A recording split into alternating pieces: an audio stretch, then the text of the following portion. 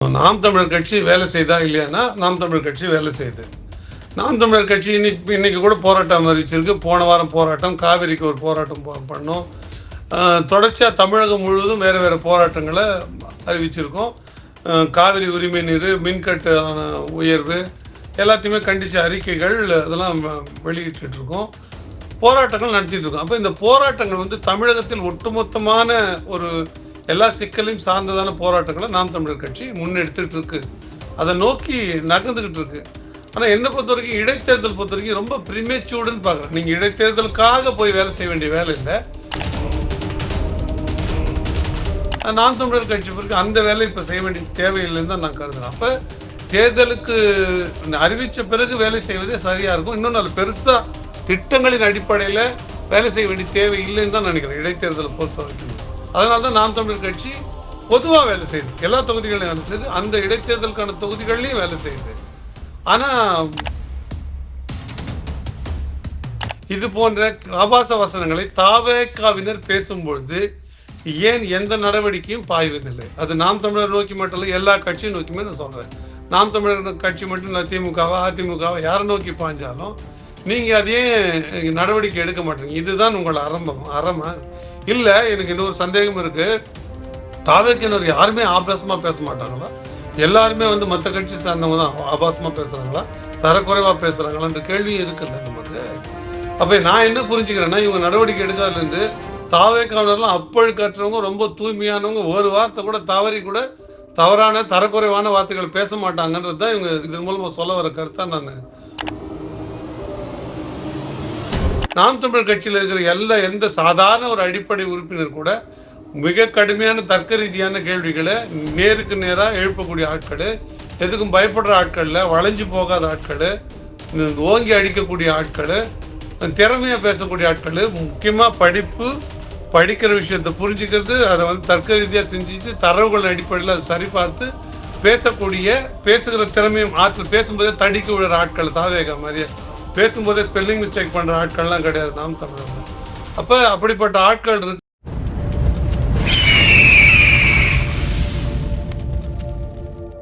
அரசியல் கருத நேயர்களுக்கு வணக்கம். மீண்டும் நம்மோடு இன்னைக்கு சிறப்பு நாம் தமிழர் கட்சியின் வழக்கறிஞர் திரு ஸ்ரீதர். வணக்கம் சார். வணக்கம் சார். சமீபத்தில் பீகாரில் இடைத்தேர்தல் நடந்தது. அதில் போட்டியிட்ட பிரசாந்த் கிஷோர் அவர்கள் பங்கிப்பூரில் போட்டியிடுறாரு. அங்கே அவர் வின் பண்ணுறாரு. ஆனால் பொது தேர்தலாக அவங்க எடுத்த வாக்கு சதவீதம் வெறும் 3ஆக தான் இருக்குது. தமிழகத்தில் அதே மாதிரி இப்போ இடைத்தேர்தல் தமிழ்நாடு தயாராகி கொண்டு இருக்கு. இப்போது சீமானவங்க இடைத்தேர்தலில் கண்டஸ்ட் பண்ணுறேன்னு சொல்லி ஓப்பனாக அறிவிச்சிட்டாரு. ஆனால் அங்கே பங்கிப்பூரில் பிரசாந்த் கிஷோர் அந்த தொகுதி காலியானவனே அங்கே போய் ஒர்க் பண்ண ஆரம்பித்தார். ஆனால் சீமானவர்கள் ஏன் அந்த விஷயத்தை ஒன்றும் தொடங்காமல் இருக்காருன்னு பல பேர் கேள்வி எழுப்ப ஆரம்பிச்சு. எப்படி பார்க்குறீங்க அது? நாம் தமிழர் கட்சி வேலை செய்தா இல்லையானா நாம் தமிழர் கட்சி வேலை செய்யுது. நாம் தமிழர் கட்சி இன்னைக்கு கூட போராட்டம் அறிவிச்சிருக்கு. போன வாரம் போராட்டம், காவிரிக்கு ஒரு போராட்டம் பண்ணோம். தொடர்ச்சியாக தமிழகம் முழுவதும் வேறு வேறு போராட்டங்களை அறிவிச்சிருக்கோம். காவிரி உரிமை நீர், மின்கட்டு உயர்வு எல்லாத்தையுமே கண்டித்த அறிக்கைகள் அதெல்லாம் வெளியிட்டுருக்கோம். போராட்டங்கள் நடத்திட்டுருக்கோம். அப்போ இந்த போராட்டங்கள் தமிழகத்தில் ஒட்டுமொத்தமான ஒரு எல்லா சிக்கலையும் சார்ந்ததான போராட்டங்களை நாம் தமிழர் கட்சி முன்னெடுத்துட்டு இருக்கு. அதை நோக்கி நகர்ந்துக்கிட்டு இருக்கு. ஆனால் என்னை பொறுத்த வரைக்கும் இடைத்தேர்தல் பொறுத்த வரைக்கும் ரொம்ப ப்ரிமேச்சூர்டுன்னு பார்க்குறேன். நீங்கள் இடைத்தேர்தலுக்காக போய் வேலை செய்ய வேண்டிய வேலை இல்லை.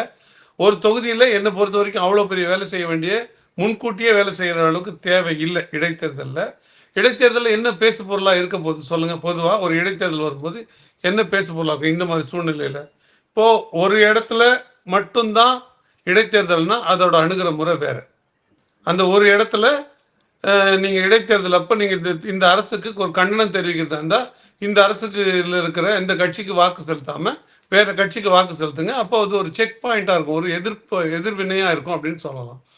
இங்கே பெரும்பான்மை இல்லாமல் நிறைய பேர், அதுவும் குதிரை பேரத்தோடு சேர்த்து அவங்க ராஜினாமா பண்ணி இந்த இடைத்தேர்தல் வருது. இடைத்தேர்தல் ஒரு சட்டமன்ற உறுப்பினர் இறப்புனால வருது, ரொம்ப நியாயமானது. அதை தொடர்ந்து இடைத்தேர்தல் ஏற்படுறது இயல்பாக நடக்கிறது. ஆனால் ஒரு ஒரு பஞ்ச் ஆஃப் பீப்புள் ரிசைன் பண்ணுறது அப்படின்றதே ஒரு திட்டமிட்ட சதி. அதுவே ஜனநாயகத்திற்கு எதிரான ஒரு சவுக்கடி, ஒரு ஒரு ஷாக்குன்னு கூட சொல்லலாம். அது என்னை பொறுத்த வரைக்கும் அது ஒரு டெமோக்ராட்டிக் ஷாக் கொடுத்துருக்குது தாவேகா. அது வந்து திமுகவை கொஞ்சம் கூட கூச்சம் இல்லாமல் குதிரை பேரம் பண்ணுறாங்க, அவங்க தாவேக ஆட்சியை கலைக்கிறதுக்கு ஆட்கள்கிட்ட பேரம் பேசுகிறாங்க அப்படின்னு சொல்லி கைது பண்ணுது. இவங்க என்ன பேசுனாங்கன்ற கேள்வி இருக்குது. இவங்க ஆட்சியை தக்க வச்சுக்கிறதுக்கு பேரம் பேசுனாங்க. எங்க ஜனநாயகத்தின் அடிப்படையில் இங்கே நடக்கலை, இவங்களும் காசு கொடுத்து தான் வாங்கினாங்கன்றது தான் பரவலான செய்தியாக இருக்குது. தாவேகாவினர் ஆட்சியை தக்க வைக்கிறதுக்கு சோஃபா இறக்குனாங்க. சோஃபா மாடல் அரசியல் தான் இந்த ஆட்சி முதல்ல ஆரம்பத்தில் அமைக்கப்பட்டப்போ இது பேசப்பட்டது.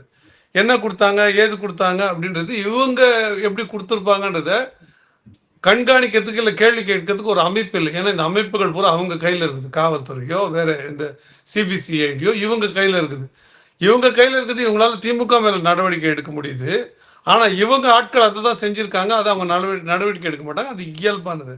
அப்போ இவங்க ரொம்ப பெரிய யோக்கியஸ்தர்கள். அப்போ இதுதான் இதில் முன்வைக்க வேண்டிய பொருளாக இருக்குது. தாவேக அரசு என்ன செய்ய முடியல அப்படின்றத பேசுறது பேசு பொருள். தாவேக அரசு எப்படி சரியாக நடக்கலை அப்படின்றது பேசு பொருள்.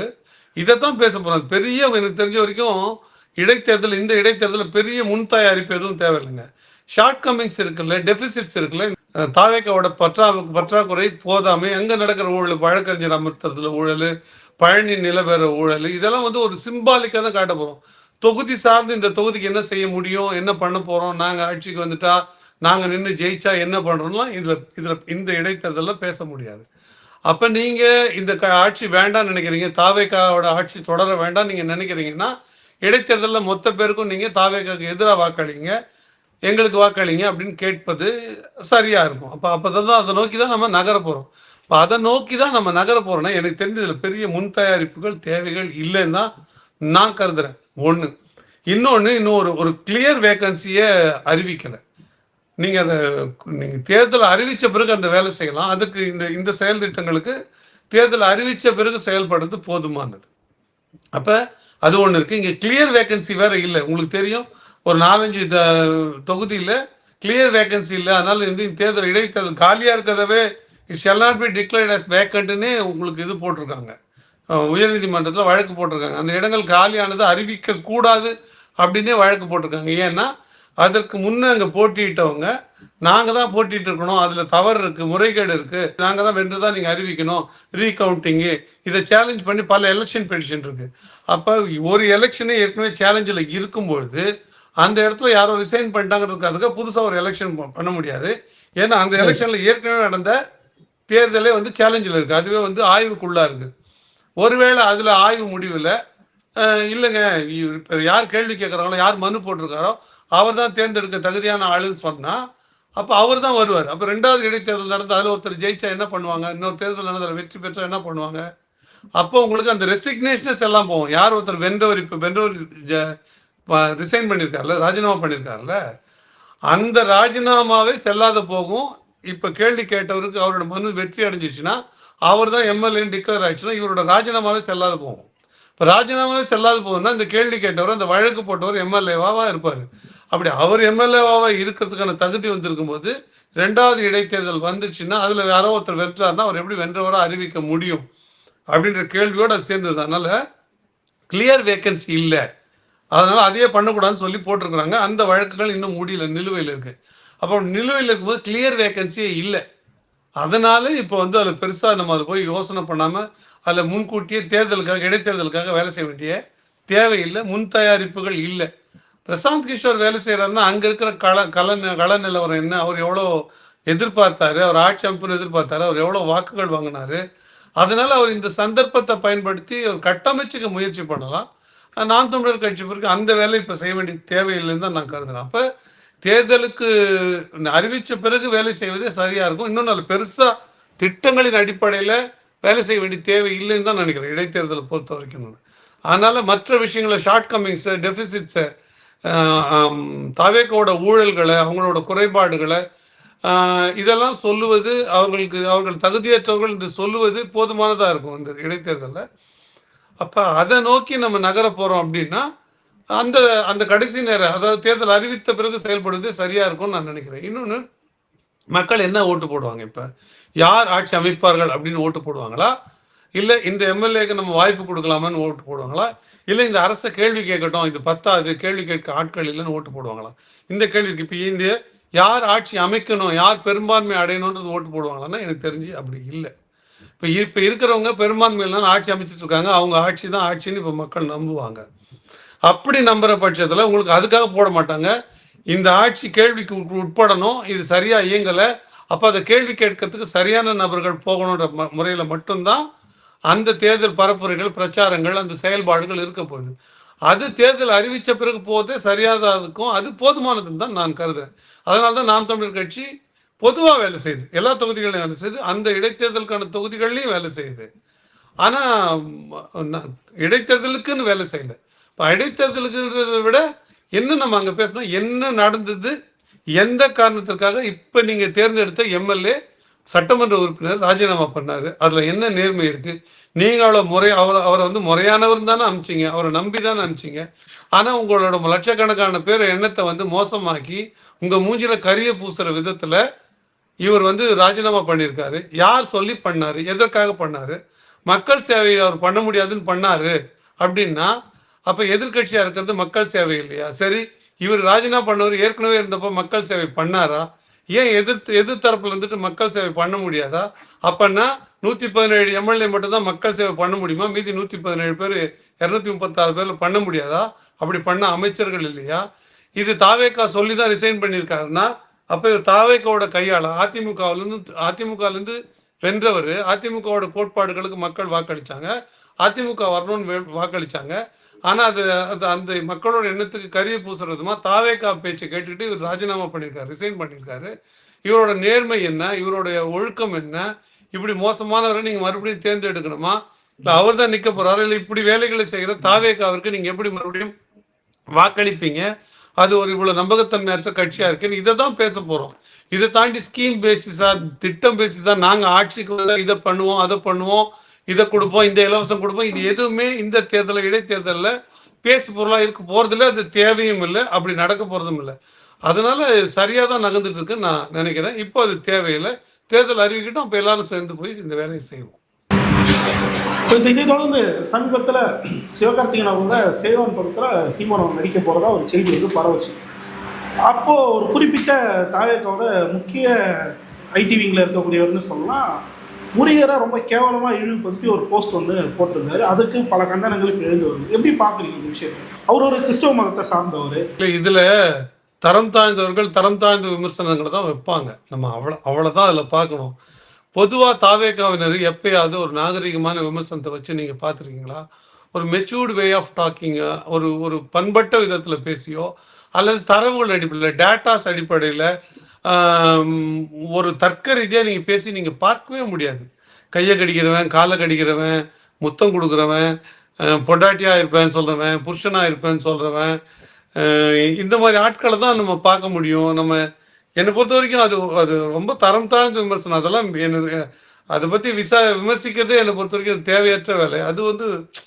அது பண்பாட்டு குறைவு, நாகரிக குறைவு.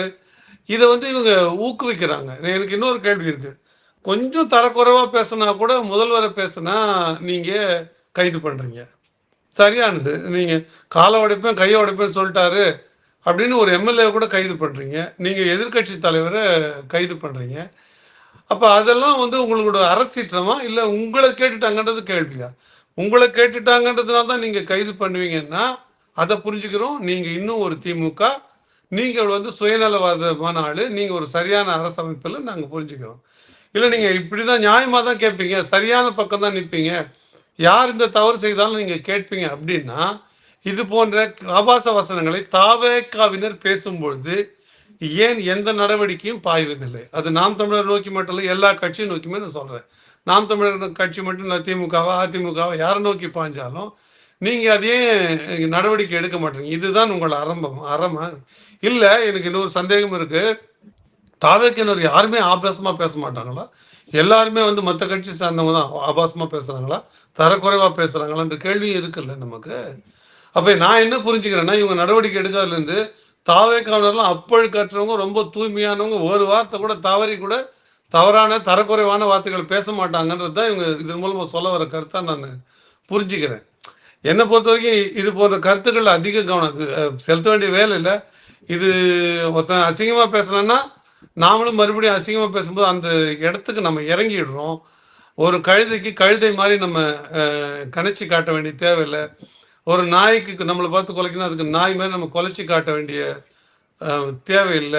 ஒரு பன்னி கத்துதுன்னா, அந்த பன்னி மாரியே நாமளும் பேசி காட்ட வேண்டிய அவசியம் இல்ல. எது எப்படி பேசிய பொழுதும், நாம ஒரு மனிதர் போல தானே நம்ம நடந்துக்கிறோம். நாய் குலைச்சானா, "ஏய் சு தூர போன்னு" நம்ம நம்ம வந்து மனிதர் மொழியில தான் பேசுறோமே தவிர, நாய் மொழியில நம்ம குறைக்கிறதில்ல. ஒரு கழுதை மொழியில நம்ம பேசுறதில்ல. அதனால அவர்கள் ஆபாசமா பேசினா கூட நம்ம கடந்து தான் போனோம். இல்ல மனிதர்களுக்கு உரிய மொழியில தான் பதில் சொல்லணும்னு நினைக்கிறேன். அப்ப இல்லைன்னா மரியவசன் மாரி நம்மளும் ஆயிடும். "நீ பேசுனா நானும் பேசுவேன்" அப்படின்னு பேசுற மாரி இது ஒரு அர்த்தம் ஆயிடும். அது சரியானது கிடையாது. அது ஏன்னா நான் என்ன பொறுத்தவரைக்கும் என்னோட பார்வையின் வந்து, இந்த மாரி கேவலமானவர்கள, தரங்கெட்டவர்களுக்கு பதில் சொல்லாமல் கடப்பது தான் நம்ம தரத்த நம்ம காப்பாத்திக்கிற முறைமைன்னு நான் நினைக்கிறேன். இறுதியா ஒரே ஒரு கேள்வி தான் சார். நம்ம போன காலத்துல வந்து பேசியிருந்தோம், வேல்முருகன் போன்றவர்களாம் இடைத்தேர்தல்ல ஒண்ணா நிக்கலாம் அப்படின்ற ஒரு விஷயத்த வந்து சொல்லியிருந்தாருன்னு சொல்லிட்டு. அந்த நிலைப்பாடு இன்னும் தொடருதோ அப்படின்ற கேள்விக்கு சீமான் அவர்கள் என்ன முடிவு எடுத்துடலாம் இல்ல எடுப்பாருன்னு நினைக்கிறீங்க? இல்ல எல்லோரும் சேர்ந்து எதிர்க்கலாம் அப்படின்னா, அதுல ஒண்ணும் தவறு ஒண்ணும் இல்ல. இப்ப தேவை வந்து செயல் திட்டங்களோ, தமிழகத்தின் அடுத்த 10 ஆண்டுகளுக்கு என்ன நலத்திட்டங்கள் போக போகுதோ, அப்படிலாம் இல்ல. இல்லையா? அப்படி வந்து இந்த இடைத்தேர்தல் அதை நோக்கி நம்ம நகரப் போறதில்ல. இந்த இடைத்தேர்தல்ல ஏன் ஆளுங்கட்சியை சார்ந்து நிக்கிற எம்எல்ஏக்களை ஆதரிக்கணும்? இல்ல ஏன் அவங்கள ஆதரிக்கக்கூடாது? எல்லாருமே என்ன நினைப்பாங்க, பொதுவா மக்களு, இந்த நம்ம எம்எல்ஏ வந்து ஆளுங்கட்சியை சேர்ந்தவரா இருந்தா, அவரால நமக்கு திட்டங்கள கொண்டு வந்துர முடியும் அப்படின்னு பொதுவா நினைப்பாங்க. அந்த வாக்களிக்கிறவர்கள் அப்படி பொதுவா நினைப்பாங்க. அப்படி நினைக்கிறது இயல்பானது. ஆனா, அறம் சார்ந்து சிந்திக்கிறவங்க, ஜனநாயக அடிப்படையில சிந்திக்கிறவங்க, ஏன் வந்து நம்ம இவங்களுக்கு ஒரு செக் பாயிண்ட் வைக்க கேள்வி கேட்கிற, இல்ல இவங்கள ஒழுங்குபடுத்துகிற, இவங்களோட தவறுகளுக்கு சாட்டை அடி கொடுக்கிற ஒரு இங்க எதிர்ல வைக்கக்கூடாது அப்படின்னு கேள்வி கேட்பாங்க. அப்ப அதை நோக்கி தான் இந்த அரசியல் போக போகுது. அப்ப நீங்க இந்த ஒரே காரணம் தானா, யார் திறமையா கேள்வி கேட்பாங்களோ, யார் கடுமையா கேள்வி கேட்பாங்களோ, இப்போ திமுகலேருந்து ஒருத்தர் கேள்வி கேட்கறன்னு வச்சுங்களேன். திமுகலேருந்து ஒரு கேள்வி, ஏங்க இந்த மாதிரி ஒரு பெண் வந்து பாலியல் வன்கொடுமை கொடுமைப்படுத்தப்பட்டாங்க தாவேகா ஆட்சியில் அப்படின்னு கேள்வி கேட்டாங்கன்னா, நீங்கள் அண்ணா யூனிவர்சிட்டி விஷயம் உங்களை பற்றி எங்களுக்கு தெரியாதா, திமுக ஆட்சியில் நீங்கள் என்ன பண்ணுவீங்கன்னு கேட்பாங்க. இதே கேள்வியை வந்து அதிமுகலேருந்து கேட்டாங்கன்னா, நீங்கள் பொள்ளாச்சியில் பாலியல் சம்பவம் எங்களுக்கு தெரியாதா, நீங்கள் எப்படி லட்சணமாக ஆட்சி பண்ணீங்கன்னு கேட்பாங்க. அப்போ இது எல்லாம் இந்த லாவணி கச்சேரி இல்லாமல் ஒருத்தர் பாயிண்ட் பிளாங்காக கேட்க முடியும், நெத்தி போட்டில் அடித்த மாதிரி ஒரு கேள்வி கேட்க முடியும்னா, அது நாம் தமிழர் கட்சியால் முடியும்.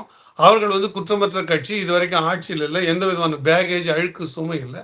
இன்னொன்று, நாம் தமிழர் கட்சியில் இருக்கிற எந்த சாதாரண ஒரு அடிப்படை உறுப்பினர் கூட மிக கடுமையான தர்க்க ரீதியான கேள்விகளை நேருக்கு நேராக எழுப்பக்கூடிய ஆட்கள், எதுக்கும் பயப்படுற ஆட்களில், வளைஞ்சு போகாத ஆட்கள், ஓங்கி அடிக்கக்கூடிய ஆட்கள், திறமையாக பேசக்கூடிய ஆட்கள், முக்கியமாக படிக்கிற விஷயத்தை புரிஞ்சுக்கிறது, அதை வந்து தர்க்க ரீதியாக செஞ்சுட்டு தரவுகள் அடிப்படையில் அதை சரி பார்த்து பேசுகிற திறமையும் ஆற்றல், பேசும்போதே தடிக்க விடுற ஆட்கள் தாவேகா மாதிரியே, பேசும்போதே ஸ்பெல்லிங் மிஸ்டேக் பண்ணுற ஆட்கள்லாம் கிடையாது நாம் தமிழரில்.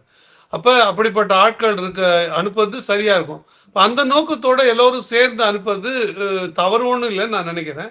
ஆனால் நாம் தமிழர் கட்சியோட நிலைப்பாடு தனித்து இருப்பது தான் இன்றைய தேதி வரை, அதுதான் நிலைப்பாடு. அண்ணன் என்ன முடிவு எடுப்பார்னா இப்படி தான் எடுப்பார்னு நான் நினைக்கிறேன். இருந்தாலும் தலைமைக்கு எல்லா உரிமையும் உண்டு, அவர் முடிவை அவர் எடுக்கட்டும். அவர் மூளைக்குள்ள நம்ம வந்து எதையும் செலுத்த விரும்பக்கூடாது, செலுத்தக்கூடாது, அது முறையில்லை. ஆனா இந்த மாதிரி அமைச்சரவை வந்து மக்கள் கிட்ட எக்ஸ்போஸ் ஆகிறது தாவேகாவுக்கு மேலும் ஒரு அழுத்தத்தை ஏற்படுத்தும்ல, அதையும் அவங்க கண்டுகொள்ள மாட்டாங்க. இல்லை அவங்க சார், நாங்கள் என்ன வச்சுக்கிட்டாங்க வஞ்சனை பண்ணுறோம், நாங்கள் தான் வடிவேலு ஜோபியை பிரித்து காட்டுற மாதிரி காட்டுறோம், இருந்தால் தானேங்க நாங்கள் போடுவோம். சரி யாரை போடலாம் நீங்கள் சொல்ல, நான் கேட்குறேன். நீங்கள் ஒரு பட்டியல் தருண் கொடுக்கட்டும், இன்னும் யாரெல்லாம் தகுதியானவங்க, இவங்களாம் அமைச்சராக போகிறோம், யாருன்னா பரிந்துரை பண்ண சொல்லுங்களேன், நான் பார்க்குறேன். இவர் இதில் திறமையானவங்க, ஜோசியரு, சினிமாக்காரரு, சினிமா புரோக்கரு, பிளாக்ல டிக்கெட் விற்றவர், இவங்க தானேங்க இருக்கிறாங்க, வேற யாருங்க இருக்கிறா? ஜோசிக்காரங்கெல்லாம் போட்டு விடுங்க, வேணா சொல்லலாம். மற்ற வாரியங்களில் போடுறாங்க, நம்ம பார்க்குறோம் யார் யாரெல்லாம் போடுறாங்க. சினிமாவில் கூட இன்னவங்க, குரூப் டான்ஸில் ஆடினவங்க, இவங்களெல்லாம் போடுறாங்க, நம்ம பார்க்குறோம். அப்படி கூட உங்களுக்கு ஆள் இல்லையே தாவேகால. அப்போ அது முகத்திரை கிழிய தாங்க செய்யும். மக்கள் உணரணும், நம்ம எப்பேற்பட்டவர்களுக்கு வாக்களிச்சிருக்கோம், அவரோட தகுதி என்ன, அவர்கள் எவ்வளோ தூரம் வந்து இது செயல்படுவாங்க, ஏன் இவங்களால செயல்படவே முடியலை அப்படின்னு மக்கள் உணரணும். மக்களுக்கு அது தெரியும். அது நாம ஒண்ணும் முயற்சியெல்லாம் பண்ண தேவையில்லைங்க. எக்ஸ்போஸ் பண்ணலாம் நம்ம முயற்சியே பண்ண தேவையில்ல. அவர்களே அவர்கள முயற்சி வெளிக்காட்டிக்கிறாங்க. அவங்க வந்து பொது வெளியில வந்து ஒரு பத்திரிக்கையாளர் அடிக்க போற ஒரு ஒரு எம்எல்ஏவ நம்ம பார்த்தோம். சாதாரண எந்த விஷயமும் இல்ல. ஒரு நியாயமான காரணத்துக்காகவே. அப்புறம் ஆள் வச்சு அவங்களே விரட்டி, விரட்டி அடிக்க முயற்சி பண்ணது. அவங்க இருக்கிற இடத்துல போய் கலாட்டா பண்ணத நம்ம பார்த்தோம். இவர்கள்லாம் யாரு? இவர்களெல்லாம் வந்து நம்ம தேர்ந்தெடுக்கிறோம்ன்றது மக்கள் தெரிஞ்சுக்கிட்டோம். நாம எந்த முயற்சியும் பண்ண தேவையில்ல. நிச்சயமா தாவேக்காவினரு அவர்களாவே அம்பலப்படுவார்கள். அம்பலப்பட்டு கொண்டு தான் இப்பயே எனக்கு தெரிஞ்சு ஒரு 40 விழுக்காடு வந்துடுச்சு. இன்னும் ஒரு 6 மாசம் போச்சுன்னா, ஒரு 90 விழுக்காடு வெளிய வந்துரும். அதனால நாம ஒண்ணும் அத சொல்ல தேவையில்ல. சில பேர் வந்து விஷயம் தெரியாதவங்க பேசாம இருக்கிறதுக்கு கம்முன்னு இருந்துட்டாங்கன்னு வச்சுக்கங்களேன், அவங்க அறிவாளியா, முட்டாளான்னு தெரியும். ஒரு பை சான்ஸ் நம்ம அவங்கள மேத்தன்னு கூட நெனச்சுக்கலாம். அறிவாளி போல இருக்குது, அடக்கமா இருக்காருன்னு கூட நெனச்சுக்கலாம். ஆனா சில பேர் வாய திறந்து பேசிட்டாலே தெரிஞ்சிடும்ல. அப்படிதான் தாவேக்கால நான் பார்க்குறேன். அவங்க வாய திறந்தாலே அவங்க யாருன்னு தெரிஞ்சு போகுது நம்ம. நீங்க அ மீன்வளத்துறை அமைச்சர் பதில் சொன்னாரு. என்ன அங்க வந்து கேளு, அங்க வந்து கேளுன்னாரு. வீடு தூத்துக்குடியில வரைக்கும் அமைச்சர். சொல்லினே வருவாங்க அந்த மாரி. அந்த மாரி அவங்க துறை சார்ந்த கேள்விகள் கேட்டாலே பதில் சொல்றதுக்கு அவங்களுக்கு துப்பு இல்ல, அவங்களுக்கு அறிவு இல்ல. இப்போ நான் நான் போன நேர்காணல்ல கூட சொல்லியிருந்தேன். உங்களுக்கு தகவல் தெரியாது தவறில்ல. அனுபவம் தெரியாது இல்லாதது பரவாயில்ல. ஆனா அனுபவப்பட்டுக்காது தவறு. முயற்சி தோற்கலாம். முயற்சி இல்லாமல் எப்படி தோற்கலாம்? நீங்க முயற்சியே பண்ணலையே. நீங்க என்ன டேக் இட் ஃபார் கிராண்டட் இருக்கீங்க. நம்மள நாங்க இப்படிதான் இருப்போம். ஆக்சுவலா ரவுடிங்க தான் இப்படி பிஹேவ் பண்ணுவாங்க. நான் பார்த்துருக்கிறேன். அப்படிதானே பண்ணுவான். என்ன பண்ணுவ நீ? அப்படின்னு கேட்பாங்க. அது மாதிரி தான் மக்களை நோக்கி இவங்க கேட்குறாங்க. எங்களுக்கு சேர்ந்துட்டீங்களா? இவ்வளோதான் வரும், இவ்வளோதான் பண்ணுவோம். உன் தலையெழுத்து இதை கேட்டுக்கணுன்ற மாதிரி பிஹேவியர் தான் நான் பார்க்குறேன். அது சரியில்லைல்ல. நீங்க கற்கணும்ல. உங்களுக்கு தெரியலன்னா தெரிஞ்சுக்கணும்ல. அனுபவம்னா அனுபவப்பட்டுக்கணும். நீங்க சட்டமன்றத்துல ஒரு உரையை வாசிக்க போறீங்க. 20 நாள் இருக்கா சட்டமன்ற கூட்டத்தொடரு? ஆமா. மொத்தத்துல அவங்க திமுக சொன்னதே 100 நாள் நடத்துறேன்றாங்க. 100 நாள் நடத்துறதாவே வச்சுப்போம் நம்ம. 100 நாள் நடத்தோம்னா மொத்தத்துல உங்களுக்கு 365 நாள்ல 100 நாள்ன்றது ஒரு 30 விழுக்காட்டுக்கும் கூட வருது. 25 நாள். இதுல 234 சட்டமன்ற உறுப்பினர். இந்த சட்டமன்ற உறுப்பினர்ல உங்க டர்ன் எப்போ வரப்போகுது? மினிஸ்டர் தான் பேச போறீங்க பெரும்பாலும். அந்த 15 துறை சார்ந்த 15 அமைச்சர்கள் பேச போறாங்க. அந்த ஆவரேஜ் இல்ல உங்களுக்கு. அந்த அமைச்சருங்க ஒருத்தரும் ஒரு 1/2 மணி நேரம் பேச போறாங்க. பேசினாலே உங்களுக்கு 15 பேர் பேசினாலே 7 மணி நேரம் அதுவே. அப்புறம் மற்ற கேள்வி இருக்கு. மற்ற சபாநாயகர் பேசுறதுக்கு. இந்த 1/2 மணி நேரம் ஒரு அமைச்சர் பேசுறதுக்கு என்ன தயாரிப்பு தேவை? இல்ல ஒரு எம்எல்ஏ பேசினாருன்னா ஒரு 15 நிமிஷம் பேச போறாரு. ஒரு 15 நிமிஷம் ஒரு எம்எல்ஏ பேச வேண்டியதுக்கு தயாரிப்பு என்ன தேவை இருக்கு? எந்த எம்எல்ஏக்கும் ஒரு உதவியாளர் வச்சுக்கிட்டு இந்த துறை சார்ந்தது இதை பேசணுங்க, எனக்கு என்னென்னு தரவு கொடுங்கன்னா எத்தனையோ பேர் சுற்றி இருக்கணும் கொடுப்பாங்க. துறை சார்ந்த செயலர்களுக்கு, செக்ரட்டரிக்கு கொடுப்பாங்க. எத்தனையோ அசிஸ்டன்ட் இருக்காங்க, பிஏஎஸ் இருக்காங்க. அவங்களுக்கு கேட்டீங்கன்னா எழுதி கொடுத்துருவாங்க. எடுத்து படிச்சுக்கிட்டு ஆமா அதில் உண்மை இருக்கா இல்லையான்னு தரவு சரி பார்த்துட்டு யாராலையும் பேச முடியும். அதை கூட செய்யாம நீங்க என்ன பண்றீங்க? வேற என்ன பண்றாங்கன்னு சொல்லுங்க. நீங்க ஒரு 4-5 அமைச்சரையாவது நம்ம ரோட்ல குறுக்க வரைக்கும் சுற்றி ரீல்ஸ் போடுறத நம்ம பார்க்குறோம். மற்ற எம்எல்ஏக்கள் என்ன பண்றாங்க? 109 பேர்ல மற்ற தாவேக்கா எம்எல்ஏக்கள் என்ன பண்றாங்கன்னு நம்ம பார்க்குறோம். எங்க இருக்காங்க? என்ன பண்ணாங்க? விசிபிலிட்டியே இல்லையே. அப்படி விசிபிலிட்டியே இல்லாதவங்க ஒரு நாள் 1/2 மணி நேரம் பேசுறதுக்காக, ஒரு சட்டமன்றத்தில் ஒரு 15 நிமிஷம் பேசுறதுக்காக முன் தயாரிப்பு ஒரு 2 மணி நேரம், 2 மணி நேரம் தரவுகளை, துறை சார்ந்த கோப்புகளை, இதுக்கு முன்னாடி என்ன நடந்திருக்கு, இப்ப என்ன நடந்திருக்குன்னு பார்த்தா தெரிஞ்சுக்க முடியுமா? முடியாதா? ஒரு தேர்தலில் ஒரு ஒரு எலெக்ஷன் கேன்வாஸ் பண்ண போறவங்க அவங்க தெரிஞ்சுக்கிறாங்க இந்த துறையில இந்த பகுதியில் என்ன பிரச்சனை இருந்தது, அந்த பிரச்சனையை முன்னிருந்த எம்எல்ஏ கையாண்டாரா இல்லையா, எப்படி கையாண்டாரு, இப்ப அதுக்கு என்ன மாற்று திட்டம் இருக்கு, என்ன வைக்க முடியும்னு தெரிஞ்சுக்கிட்டு பேசுறோம். இப்ப நாங்கெல்லாம் தேர்தல் பிரச்சாரத்தப்ப பேசுறோம்ல, பரப்புரை எப்ப தெரிஞ்சுக்கிட்டு தானே பேசுறோம். அது ஒரு இடத்துல பேசுறதுக்கு நீங்க அன்னைக்கு போய் பேச போறீங்கன்னா அன்னைக்கு முன்னன்னு இல்ல அன்னைக்கு காலையில நீங்க தகவல்களை வாங்கிட்டா பேசிட முடியும். அப்ப காலையில தகவல்களை வச்சு நம்ம பேசிட முடியும்னா நீங்க சட்டமன்ற கூட்டத்தொடர் வரப்போகுது, உங்களோட பேச்சு என்னைக்குன்னு தெரிய போகுது. அதுக்கு எல்லாமே முன்னவே புரோட்டோகால் இருக்கு, லிஸ்ட் இருக்கு. இதை தெரிஞ்சுட்டு நம்ம இதை பேசுறோம். தடையெல்லாம் பேசுறதுக்கு என்னங்க பிரச்சனை? அது என்ன பிரச்சனை? அது ஏன் பேச மாட்டேங்க? ஏன் இந்த தயாரிப்பு? அது உங்களுக்கு தேவையில்லைங்க, அவங்களுக்கு தெரியாது. அவங்க அப்படிப்பட்டவர்கள் இல்லை. அவர்கள் வேலை செய்ய தெரிந்தவர்கள், அவர்கள் படிக்கிறவர்கள் அல்ல, அவர்கள் ஒரு விஷயத்தை ஆழ்ந்து புரிஞ்சுக்கிறவங்க இல்லை, அதுக்கான தர்க்க ரீதியா சிந்திக்கிறவங்க இல்லை, அவங்க அதை பத்தி சொல்றவங்க இல்லை. குறிப்பா அவங்களுக்கு மக்கள் நலன்னு தெரியல. மக்களை போய் சந்திச்சு தெருவா பார்த்தானா அவங்க என்ன கஷ்டம், அவங்க வீட்டில் என்ன பிரச்சனை, சாக்கடை அடைக்குதா, மின்சாரம் வருதா, எங்களுக்கு என்ன போக்குவரத்து பேருந்து வசதி இருக்குதா, சாலை எப்படி இருக்குது, பேருந்து வருதா, அங்கே டாஸ்மாக் பிரச்சனை இருக்குதா, ரேஷன் கடையில் பொருள் கிடைக்குதா இல்லையா, அங்கே என்ன பிரச்சனை போனவன் தானே தெரியும். அவன் தானே மக்கள், ஓ இவ்வளோ பிரச்சனை இருக்கா, அப்போ நம்மளால முடிஞ்சது ஏதோ ஒன்று, நம்ம ஒரு ஒரு குருவி அழகால தண்ணி எடுத்து ஊற்றுற அளவுக்காவது ஒரு வேலையை செய்ய முடியும் அப்படின்ற எண்ணம் வருங்க. அது இல்லவே இல்லையே. அவன் தான் சினிமா பார்த்துருந்தான், டிக்கெட் விற்றுருந்தான், முதல் நாள் முதல் ஷோக்கு கொடி கட்டினான், அவன் பேனர் கட்டினான், அவன் நேராக இல்லைங்க வந்துட்டான். அவன் திரையில் வந்ததே கை தட்டி விசில் அடிச்சு சிரிச்சுட்டு இதுதான் வாழ்க்கைன்னு நினச்சிட்டானுங்க. பஞ்ச் டயலாக் பேச, அதனால தானேங்க அவன் பஞ்ச் டயலாக் மட்டும்தான் பேசுகிறான். அவன் எங்கெங்க வேலை செய்கிறான்? அப்படி வேலை செய்கிறவங்க தான் படிக்க முடியும், மக்கள் குறைய புரிஞ்சுக்க முடியும், துறை சார்ந்த தகவல்களை படிக்க முடியும், படித்து அதில் அவர் ஆய்வு பண்ண முடியும், அதை தர்க்க ரீதியாக சிந்திச்சு இது சரி சரியில்லைன்னு வந்து பேச முடியும். இப்போ அதை எதுவுமே செய்ய தயாராக இல்லைங்க, தெரியலையேங்க அவங்களுக்கு. சார் பல்லர் கேள்வி தெளிவாக நேரத்துங்க.